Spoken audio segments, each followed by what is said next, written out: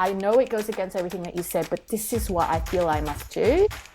If it feels wrong, it's probably wrong. I was meant to bring that work out into the world. You love what you love, and it is what it is. Giving yourself permission to actually do something, to say something, to take the steps to be more the person you want to be. That's why it's a superpower. You don't have time. You're listening to episode 14 of the Apology Void podcast. And today is like extra special, extra awesome, very incredible because we have an incredible guest with us today. Can you introduce yourself? Tell us a little about yourself. Okay, so I am Brenda, and I always suck at these, but I guess I am if we're going to describe the things I do, I am a mama, I'm an artist, so I'm a visual artist, I guess you could say. I paint, I create content, I do also love talking about creativity and coaching other creative mamas, and really just in that intersection of motherhood, productivity, ambition, presence, grounded, life purpose things, all the deep stuff, while also, dealing with laundry and school runs and boring stuff like that. I love that, honestly. And what an alignment for our first guest. I can't. That is perfect. Yeah, your bio is soulful, abstract artist, and everything that you put out is just so about alignment and finding your space and your purpose, and the things you post with your family or out in the world are just incredible. I found you based on your art. Your art came to me at a very important transition in my life. It was actually the first thing that I bought for my condo when I left my marriage. So the first thing that I bought for my space were prints of your work, just because they were all about beauty and surrender and finding who you are in this new chapter. And that was really cool. So if you want to speak to any of what you do, or that kind of groundedness you were talking about. Yeah. So it feels like a new uncovering, although it feels like it's obviously been something that's always been there all the time. And having said that, I just had a recent art show, not recent, probably a few months back now. I did the other art fair in Melbourne, and one of the girls, and I find with my artwork, because it's really colourful, it's very statement making, my work. It's not something that you kind of put in the background and matches your couch. It's not that kind of work. And so I find with a lot of work, especially when I do art shows like that, a lot of first-time buyers come. So I call them my little virgin art collectors. And there was one young lady who, again, similar, not a marriage, but she just come out of a long-term relationship, and her mum was with her, and her mum was obviously very unhappy about this man. And she bought something for herself, again, about new life, not new chapter, but more than that, similar to what you were saying, Katey, choosing herself. And a mum, was openly, loudly, telling me how he was an architect and only believed in, very Melbourne architect, black and white, industrial, concrete, minimal and stuff. And this is her first burst of color that she was going to bring into her own space, that she was going to curate for herself. And I love that, because I feel like that was the first time for a long time, I could oh yes, exactly. A lot of people resonate with that, but we just don't have the words for it. And not that we needed the words for it, but sometimes it helps to have the words for it. It's the whole, we all resonate, not just with the color and the soulfulness and the spiritual connection, but this sense of self-expression and permission to love what you love without having to explain why you love it, and be allowed to just express it, but also coming back to ourselves. And I find throughout our lives, the older you get, it's an ongoing thing. It's uncovering parts of yourself while still evolving and changing all the time. So you get to kind of either, have a horrible time through that, where you just learn something about yourself and then everything changes, or it just becomes this ongoing adventure. And it's probably a little bit of both. And so I really love that my work has a bit of that in it, because in the end, that's the conversations that I love to have, and I get to have that both in words as well as in color in my paintings.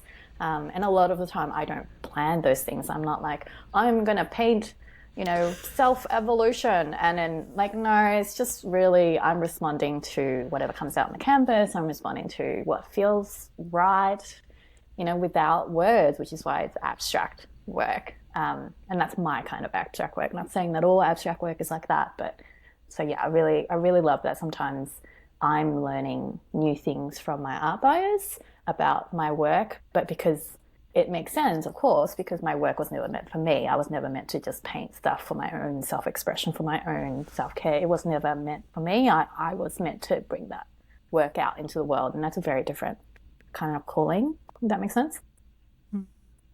I love that I love that you're so creative. Like, both of you are so creative, and I'm just over here not. But it's amazing that you can express yourself not only with words but through something so beautiful, like something that other people can appreciate, you can appreciate, and everyone gets something so unique from those pieces. And you were just saying then, we've spoken a lot about this, but you love what you love, and it is what it is, and you don't have to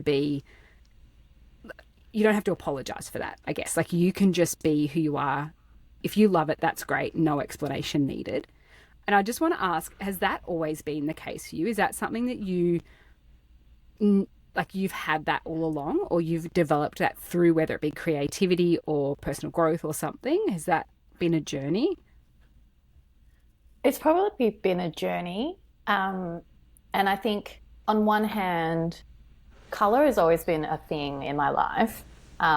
And I always say this, I grew up with a mum at home where red was like a neutral color, like red just goes with everything. And so it's like, why would that be a scary color? And but having said that, like, I went to design school to be a designer, and so it's not like I was surrounded by only all black. Like, everyone was a little insane in our fashion dress. You're young, you're trying new stuff all the time, and so that part isn't like something I've had to cultivate.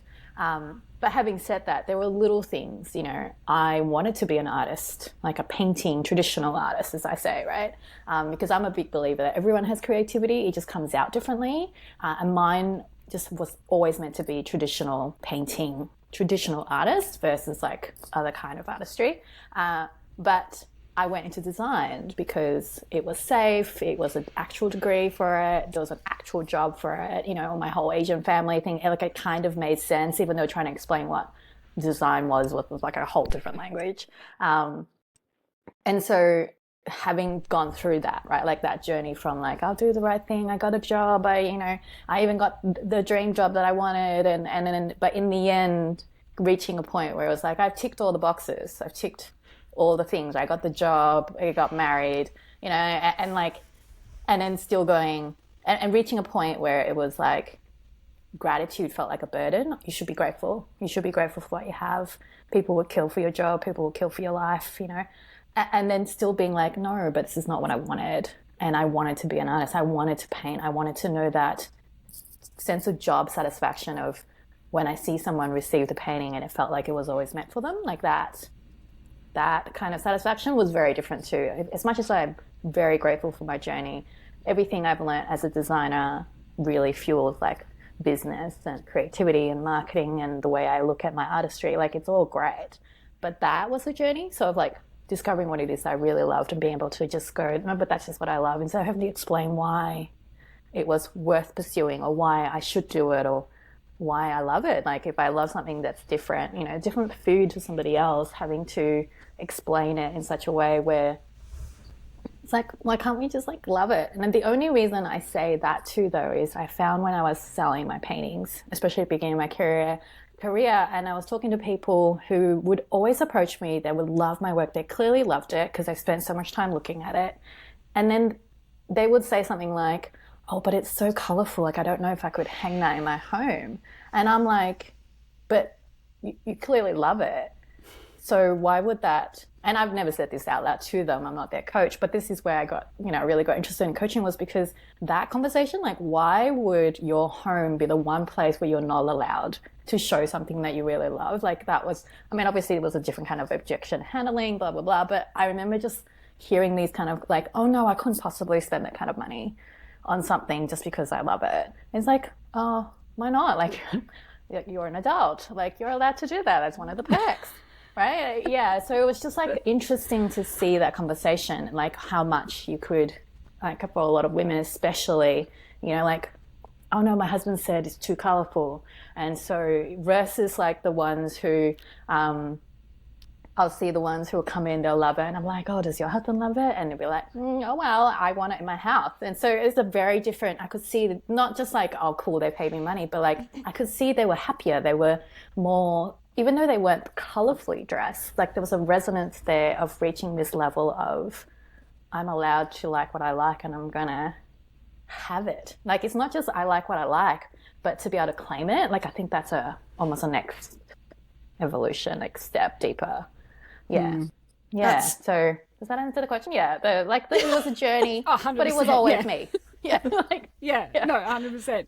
And you touched on so many, like, I mean, I could just talk forever just on that alone. Yeah. But it's just cementing for me. Again, we've spoken about this before. Like, this expectation, like ticking the box, doing what we're expected to do, all these things, we've touched on it. It's just cementing that is so many people's experience, like, and particularly women. Like, we just do what is expected, doesn't really make us happy. So it's like, why are we doing this? Like, and that's a journey in itself to even question, like, why are we doing this when it's not really making me happy? I can love what I love. You know, I'm trying to summarize that if that came out right, but like, yeah. I guess the point that I'm trying to make is that sometimes we feel alone in the experience of, oh, you know, I should be grateful, yada, yada, you know, everyone else is, but they're actually not. Like, I wasn't, Katey wasn't, and now, Brenda, you weren't. Like, that's 3 out of 3. Statistically, I'm thinking more common than we think. Yeah. I don't know if it's like a symptom of getting older where you just like give less shits. It's actual F's, like, you know, about it. But also because then you recognize life is so short. Who am I trying to please? What am I going to get from it? And being able to dare ask that question. And obviously there's like systemic societal things. But even now, like as a kid, like with my own kids, I also wonder, like, is there certain expectations that I have for them? If I worry for them, like, is it enough if all they want was like, I'll just do what I love, right? Like there's a part of me that's like, oh, but also, are you going to be able to serve in a good way? Are you going to be able to take care of yourself, right? Not just because, oh, you should earn money and take care of yourself, but it's hard to take care of other people or have a family if you are constantly needing to be taken care of. You know, like it's obviously a very complex thing, but I know I grew up where it was about being helpful to other people, doing for other people, making sure, because of all the sacrifices my mother and my grandmother has made, so I need to repay that, which I still kind of agree with in a sense. But at the same time, we didn't exactly grow up in a world where that says, oh, did you know that you can still do the job, you know, earn your money, whatever it is, and also just be able to, like, buy a little painting that you like because it makes you happy. Like you're allowed to have, like, if you can't even do that, how do you say to someone, hey, I don't like the way you're treating me?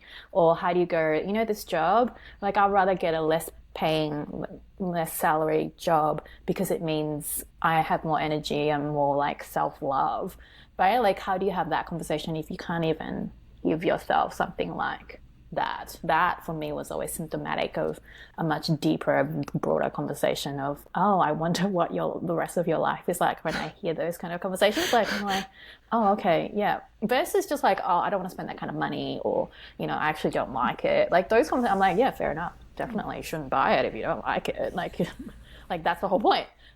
So yeah, I hope I feel like people know that. It's just whether or not you can do something about it. I think that's really the bigger question. Yeah. Yeah. So much of that, like giving yourself permission to actually do something, to say something, to take the steps to be more the person you want to be and do the things. And yeah, it can start with buying yourself a painting because you love it and actually putting it on your walls. It's a conversation my partner and I actually had. He's like, it's our home. It's supposed to be a representation of us and what we love and who we are. Who cares if somebody else comes in and hates it? Who cares if somebody else doesn't like the Legos we have out?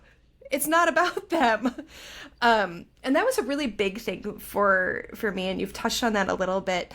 But also, I'm curious how this whole journey really shows up in your parenting style and the things that like you want to do for yourself as a mom, and how you keep your identity and who you are in being a mom, and also pass that on to your kids, because neither of us are parents, but this is a great perspective. Okay. Oh my God, we could talk about this forever. I remember, so the same way I knew I was always meant to be an artist, I always knew I was going to be a mum. And the internet's going to hate me for saying this, but I never liked kids. Like, I still am not the biggest fan of children in general. Like, I love my kids, but just like children in general, just like, you know, like, I'm never going to be Auntie Brenda that comes and volunteers to babysit your kids. Like, I just, like, all my friends know, yeah, definitely not. Brenda's not going to be the one that's going to be like, I want to hold your baby. And like, nope, no, thank you. But I always knew I was going to be a mum. And so when I went on this journey of becoming pregnant and becoming a mum, I remember just like that whole pregnancy, whole bunch of other stuff happened too. But like, I knew I was going to grieve who I was before. Like, I knew it was going to be completely different. I could see it when people became mums. You were going to be a completely different person. And I remember just like fearing that, like I was going to lose that part of myself. My ambition is a part of me that I really value, right? You know, and even now I still say, as much as whatever my kids want to become, I'm happy to support them no matter what, but I will want them to be the best. Like, I would want them to want to be the best. Like, whether or not they are the best, that's actually not even, for me, the biggest thing. But this is a reflection of my kind of own ambitious nature, is I would want them to want to be the best. Like, for me, the biggest crime would be someone who's just like, I'm happy to just flirt along in mediocrity, right? Anyway, side note. But so I remember grieving that. And then first year of my motherhood, so first year of my child's life and everything, it was obviously, like, cliche, complete mindfuck of just everything, because obviously your whole body and your brain, I didn't know this at the time, completely changes. Apparently scientists have found, like, your brain's basically rearranging itself into a whole new thing, which totally makes sense. But that's why I always say in my stories about how that first year I didn't paint again. Like, I just didn't have the time. I couldn't even, you know, like, just the capacity to be able to hold all of that. But now I know on the other side of it, as much as I grieved who I was before, like, oh, I am so much better now. Right? Like, I can do, like I was an idiot, right, before kids, right? Like, as in, I was wasting time. I was, like, overthinking stuff. It would take me forever to do anything. Now I'm just like, don't have time. Things must be done. And that's why I always say to my coaching clients, where it feels like we don't have the capacity. You know, kids take up so much room and energy and mental space. But I'm like, no, but that's why it's a superpower. You don't have time. For a lot of women, which is overthinking, second guessing, right? Like, questioning, asking everyone, researching 1,000 things. Like, I had to ask for help. I just had to get somebody else to do it. I had to let go of the fact that somebody else is going to do it and not do it well. But it's okay. Like, being okay with that. And, you know, like, letting go my perfectionistic control freak inner, right, criticism nature, like, being able to just, like, let that go. And more than that, I remember, again, in that first year of motherhood, right? Like, you don't know what you're doing. You really don't know what you're doing. You're just like, I don't know. And now I'm responsible for this baby, and everybody assumes I'm supposed to know. But I reckon every mum reaches a point, wherever it is, where you, especially if you're like us, you know, ambitious, we take care of things, we know, you know, we want to go after stuff. But because then that's why you ask all your questions, you research, you rely on experts. But I reached a point, and I've talked to a lot of mums about this, like this, where you're like, no, fuck you all. You all suck. You don't know what you're talking about. I know what I'm talking about. I'm a mum. God gave me this child. I know it goes against everything that you said, but this is what I feel I must do. And I did it. So I had that, like specifically, it was like a breastfeeding thing. I had a midwife nurse who was like a lactation specialist. She was a lactation specialist. And she was very specific. It should be like this. You should only feed every 4 hours. She should only take 20 minutes, textbook. These are the things that, I don't know, back in the day, this is like over 10 years ago now, but those are the rules, like the rules of how a baby should breastfeed. And I remember forcing my baby to do that, and we were both miserable. She was crying all the time, all the things that the textbook said. And then I reached a point where I was like, no, this can't be right. And I actually did what I never wanted to do, because you've heard this: don't scroll on the internet looking for advice, because you would be bombarded by a million other people's opinions and you don't know what to do, and you just become overwhelmed. But I remember just going, no, I feel like this can't be right. Like, I can't be doing it so wrong that my baby is wrong and I'm wrong. And I'm like, no, that can't be right. And I just happened to, stumble upon something, and someone said on there, no, just feed the baby as long as you need to. They might take a long time, and do it every 3 hours, which in baby talk is a lot, like a big difference between every 3 hours and every 4 hours. So I was basically starving my baby, because I go, it's not 4 hours yet.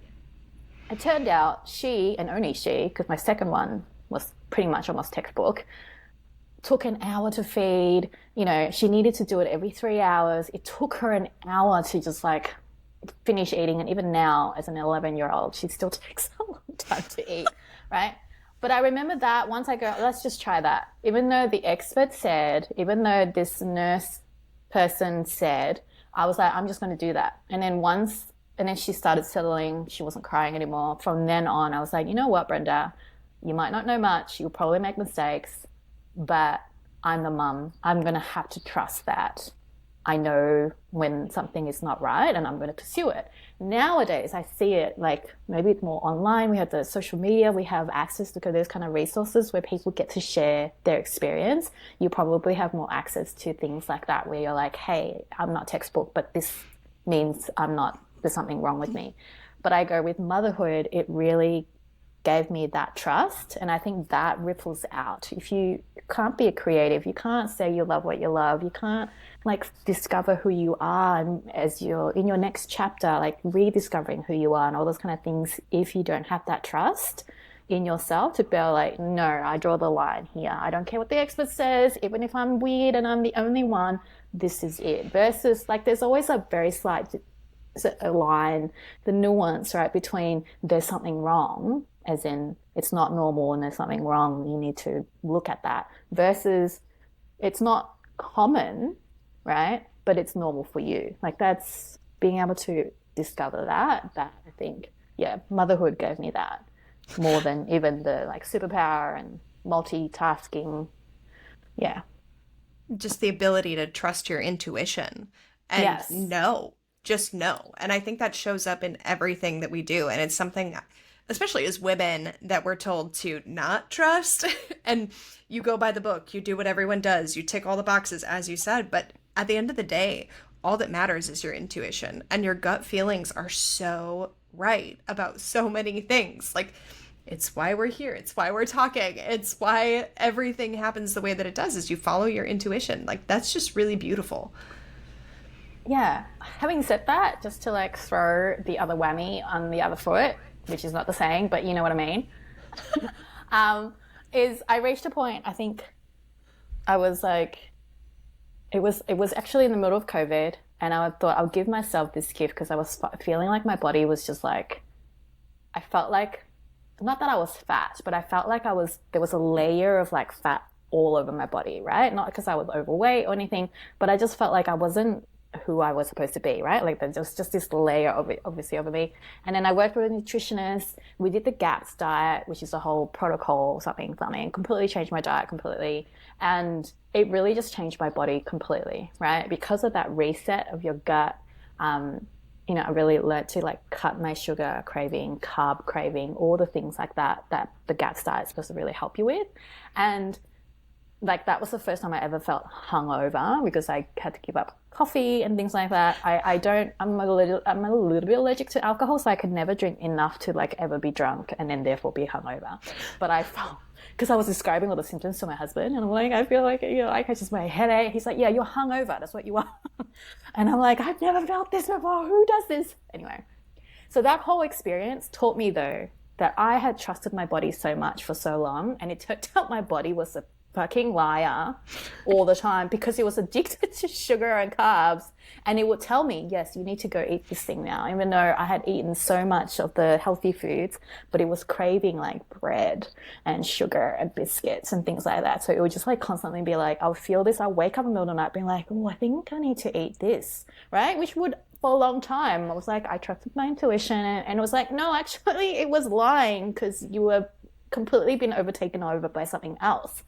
And that also, because of that complete stripping down where I had to like start second guessing and questioning what was truly my intuition and what was just like an addiction that I didn't realize I had. And it wasn't like a problem, but it was just something that was, I thought, normal thing to have. But it turned out, no, actually, it's just really common that everyone has this like low level version of inflammation and coffee addiction and, you know, carbs and sugar and everything. It was just very common, but it actually wasn't normal for my body. And once I could clear that, like my cycle has been, it was like consistent, like actually predictable for the first time in my whole like having experienced a period. Like, so I had like 2 decades, 2.5, almost 3, 2 decades of like having a period, never been consistent, hated my body during my period, blah, blah, blah. And then now it's like, oh my God, it feels really consistent, and it actually feels really cleansing, and it actually feels detox. Like I really look forward to it.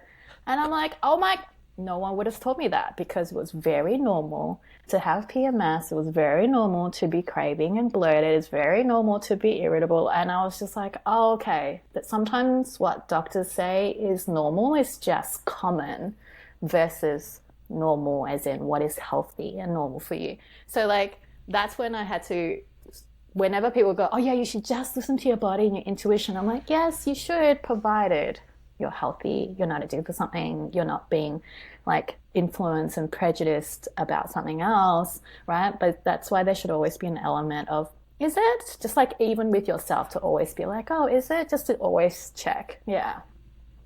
I think that's an important distinction, right? So like when we're saying trust our intuition, so I guess caveat, the nutritionist in me wants to just put out the carbs aren't bad to all our listeners. No, absolutely. No. That's just my like once I reintroduced it.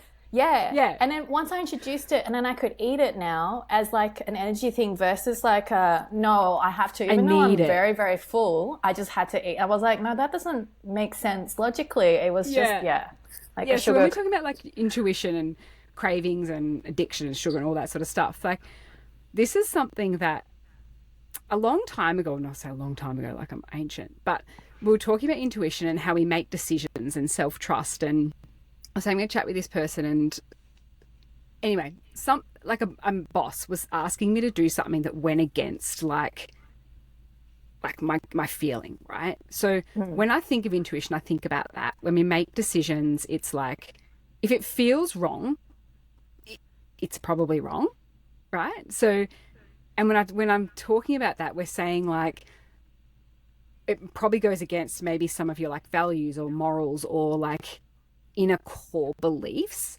And when I think of intuition, that's sort of what I gravitate towards. And I think you made a really good point. It's not about everything in our life. Like just because we have the feeling to do something, we don't always do it, because that can be related to like the sugar, right? So no, that's it. But if we're talking about like, oh, someone's asking you to, I'm not saying commit a crime, I can't think of a good example, but like, you know, do something that's wrong in your eyes. Do trust your instincts in that regard, I guess. Articulation is not articulating today, but you get my point.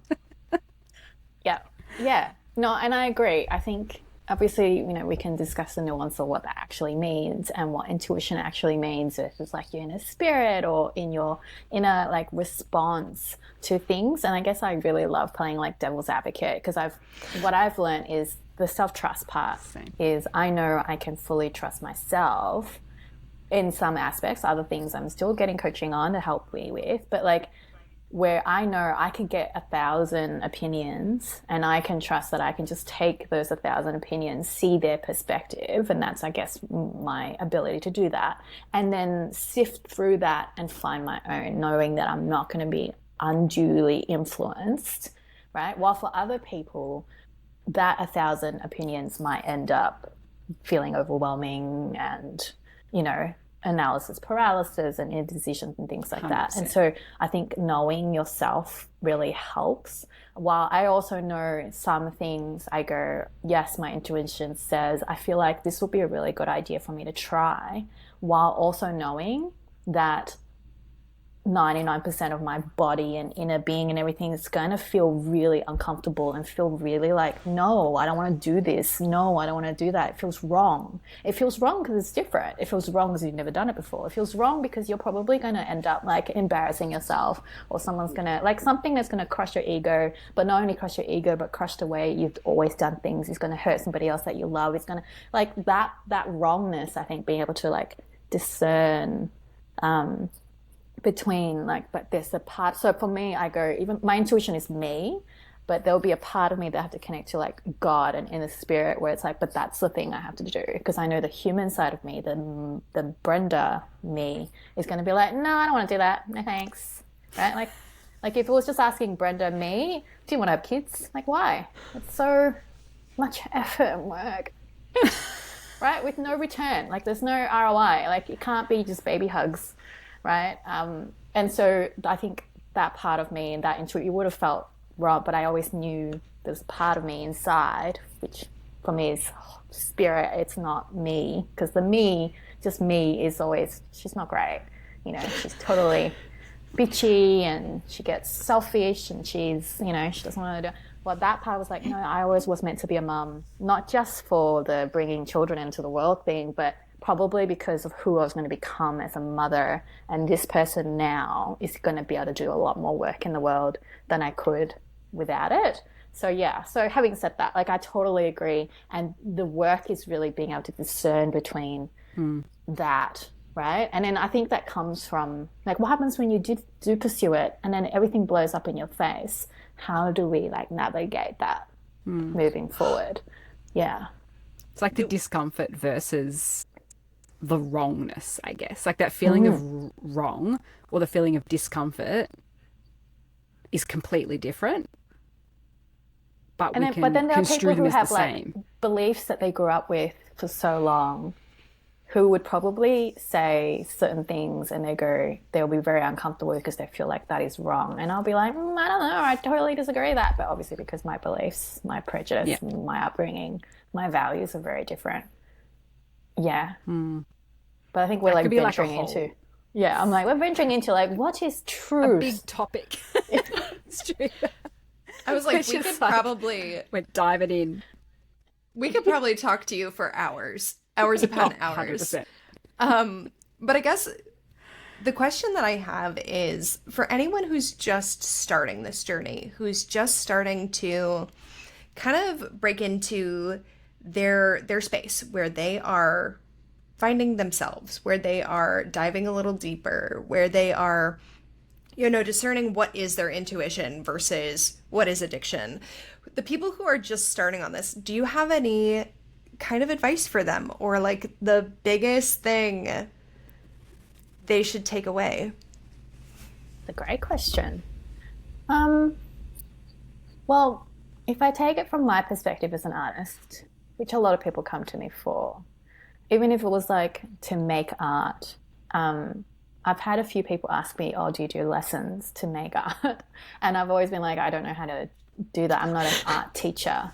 Mainly because to try and articulate my art practice almost feels like an impossibility. Like, how do you describe love, right? Like it just feels odd because I don't speak when I'm like making my work. But having said that, if I was to ask someone to, or if someone asked me for my advice, and I reckon this could probably apply and ripple out to non-artistic, like traditional artistic things, meaning painting or writing music or whatever, is the practice of just like they call it like sketchbook scribbling, right? Where you just like creating a sketchbook, and you just, the act of noticing what you notice, which is a very mindset journaling thing. But I think once you can notice what you notice, right, that awareness would then help you to be curious. And curiosity is always a great perspective versus judgment or trying to analyze it or anything, just like curiosity. That curiosity can then help you to then notice, right?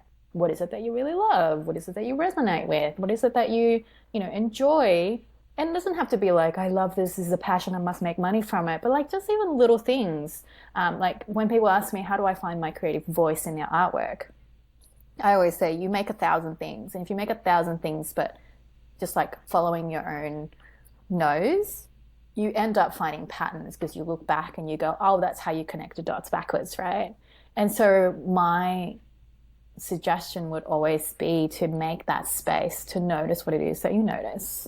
And then to pursue in small little ways, right? So if you're not comfortable trying new things, because again, like what we were saying, sometimes you have to embrace the pain and the discomfort as normal in the situation that you're in, right?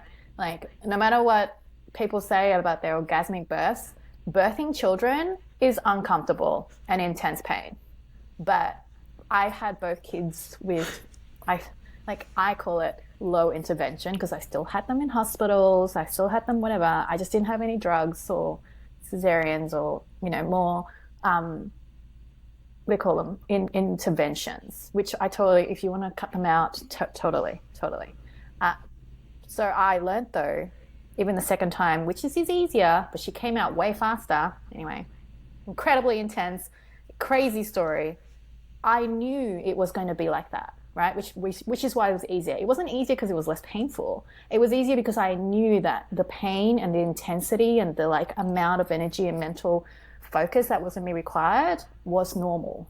So like being able to give yourself that, like being able to discern that, talking to people. And then for a lot of people, it's just like playing, allowing yourself to play. Like even now I'm still practicing what feels like delight, just for pure delight, without an ROI, because then my kids will eat the food, or because then the house will be clean, or because then my job will be done. Like just pure joy and playfulness that kids know really, really well.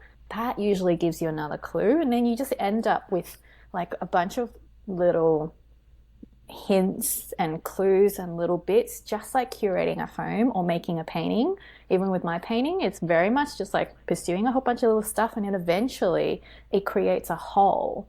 And then this is when you get clearer on what is it that you love? What is it that really brings you joy? What is it that's actually your purpose work? Because I don't believe that we're all here just to like have pleasure and enjoy ourselves and that's it. Like, oh, we just pursue what we love. No, because serving others, connecting with other people, helping people, making an impact, creating a kind of positive influence in the world is something that we all desire in one way or another. It just looks different. That's why I go, everyone is creative, but it might look different to everybody, depending on who you are. Some people's creativity is like me, we're traditional artists. For other people, I say the people who can like make a spreadsheet, really tell the full story of a company's like insights, right? Like being able to use those tools and use numbers in a way that I could never understand. I go, that creativity is beautiful. It just doesn't get valued, or, like it doesn't get the credit that it deserves. But I go, that's creativity, being able to do that. We could talk about creativity for ages, but yeah, those will be my first, like, play, notice what you notice, and then trust that it kind of like you'll work it out as you go, which is hard. There's no like 1, 2, 3, press the button. Yes. And go. I'm laughing because like when you speak about creativity, like I get stressed because I'm not creative. No, but I understand it comes up in different ways, and I have learnt that over time. So I'm laughing. So this is my quick spiel of creativity. I go, creativity is 3 things, right? It's solving a problem.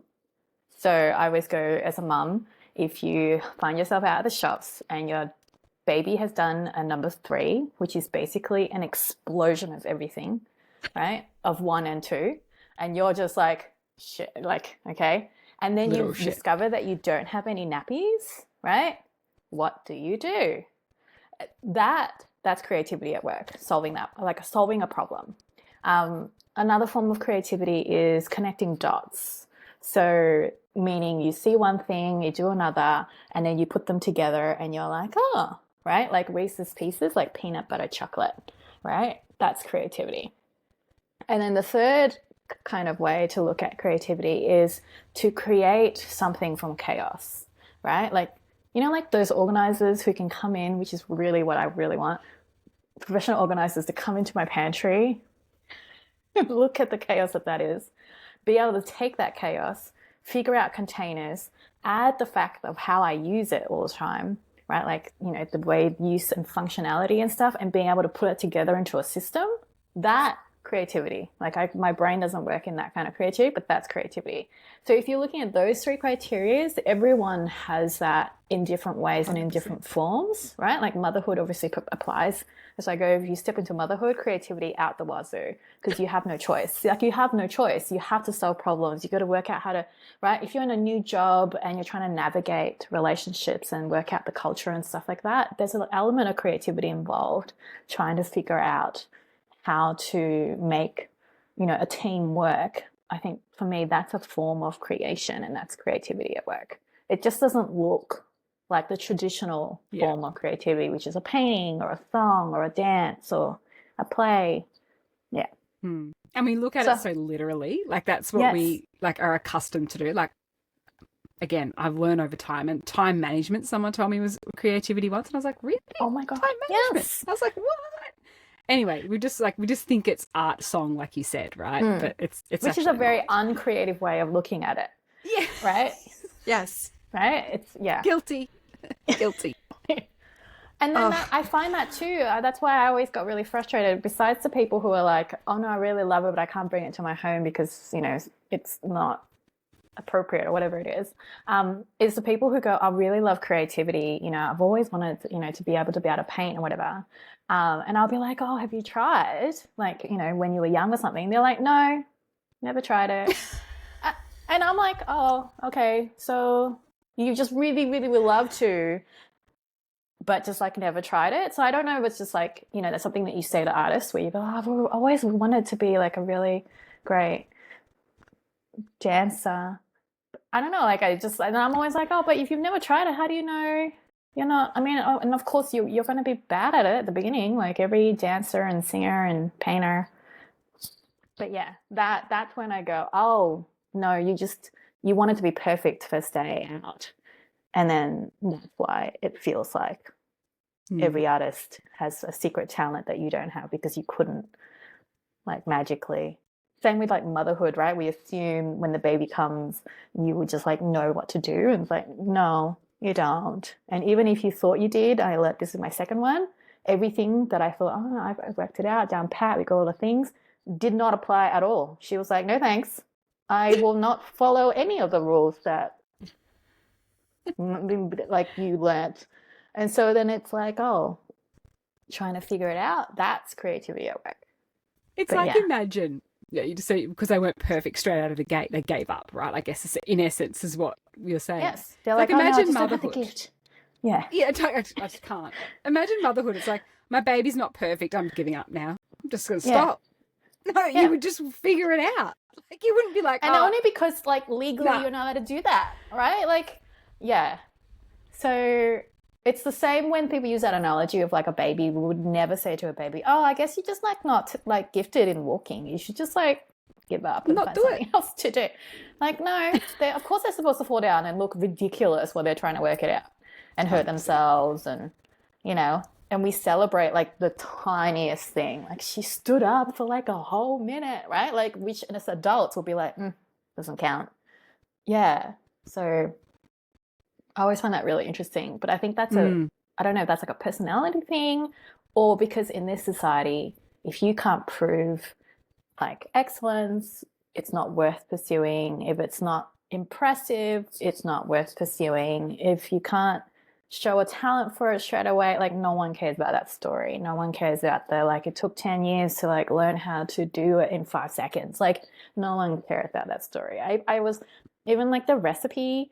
I don't know if you know Recipe Tin online on Instagram. She's this lady in Sydney, and she posts like just these recipes, amazing. Like she recreates them and whatever it is. And she had posted this like choc chip cookie one, which was a little bit more complicated, but it was delicious. And she had shared, and I had only ever followed her for that because my kid wanted to make choc chip cookies, and I'm like, here's a recipe, let's try and do it.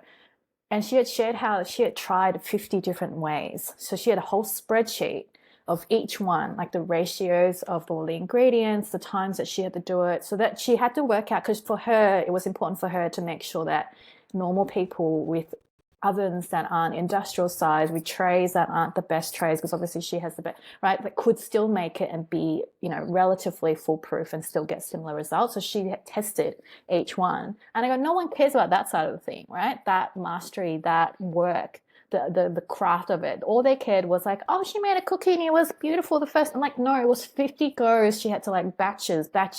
What happens if it's half a batch? What happens if it's like this temperature? What happens if it's, and I was like, I'm not doing that 50 times, which is why I'm happy to get her recipe and do it, because it's not my craft. And I'm never going to be like, oh, I wish I could, you know, be good at making. I'm like, no, I don't want to be good at making recipes because I'm not interested. I have no desire. 100%. No thanks. No thanks. But I go, You're going to be bad before you're going to be good. Yeah. Yes. Essentially. But also you pick your artistry and you don't dismiss it straight away because you haven't tried. Like you go, oh my God, they're so good. Like those dancers, the chefs, they're so good. They're willing to do that. Totally. I might wish I could. No, actually I don't. I don't wish I could dance better or cook better. I'm happy to consume it and to just like enjoy it. But the things that I am interested in trying, I definitely hope I'm the kind of person, and that's what I want to pass on to my kids. You at least try it. You don't have to be the best at it, but at least you've given yourself the gift of acknowledging that nudge, that like inner spark of like, ooh, wouldn't it be cool if we, like just because you never know the doors that are going to open. Oh, I love that little spark that just like ignites everything.